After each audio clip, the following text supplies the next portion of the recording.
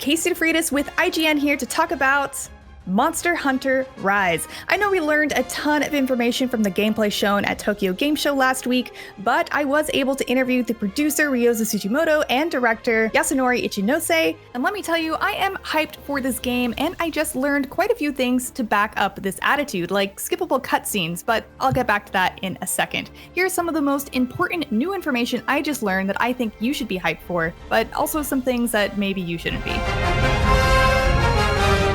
So this is more of a big picture detail rather than a small thing specifically about Monster Hunter Rise, but I figured you should know that these naming conventions are the new normal. And that's because Tsujimoto-san said each new game is based around a specific theme or concept, and they decided that it would be better to give new Monster Hunters a title that reflects that. They also thought it'd be easier for players to understand what a game is about before even playing it.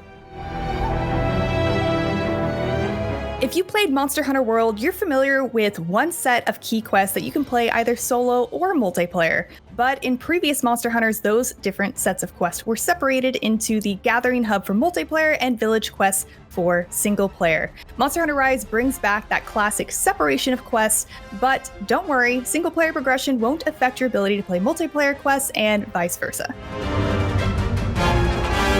But that's not the only classic thing that is returning with Monster Hunter Rise. Cutscenes will no longer prevent you from joining multiplayer quests with friends like they did in World. This was my biggest criticism of that game, so I am very glad that that is being removed. So in Rise, this even takes it a step forward where you can even skip cutscenes in both multiplayer and single player quests, but you'll always be able to go back and rewatch them in classic Monster Hunter fashion. In Monster Hunter Rise, you can climb and explore freely. Sound familiar?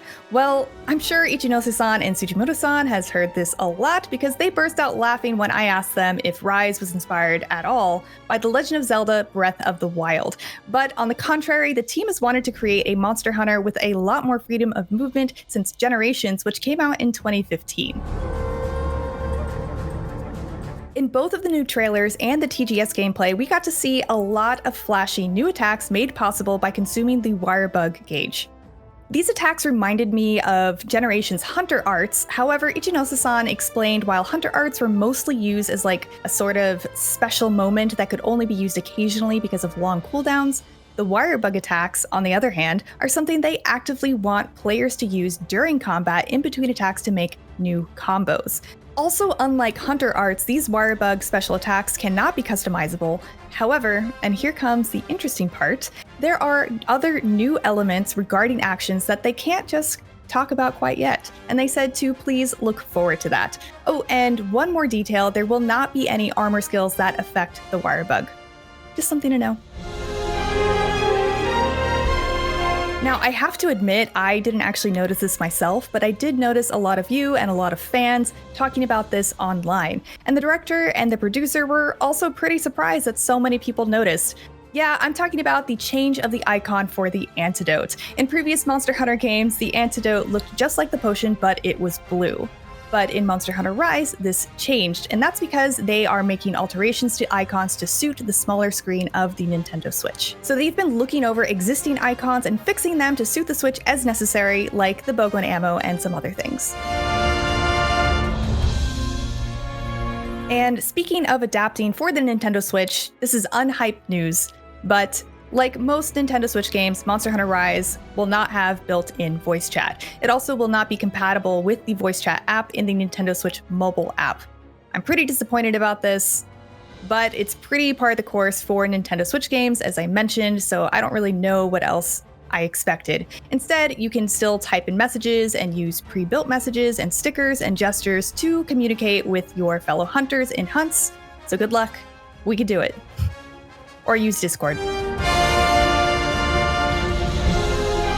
And we are already at the end for the last thing to probably not be hyped about. And this is the fact that the Prowler mode, the mode of play in Generations that allowed you to play as your palicos and felines, is not a feature in Monster Hunter Rise. But hey, at least you can play with your palico friends and your doggo friends, the Palamutes, so yeah, go pet the dog. Of course, we learned a ton more than all of that during the Tokyo Game Show gameplay demos, like how you won't need paintballs or scoutflies to track monsters on the new maps in Monster Hunter Rise. And to see those videos and a whole lot more, you're already here on IGN.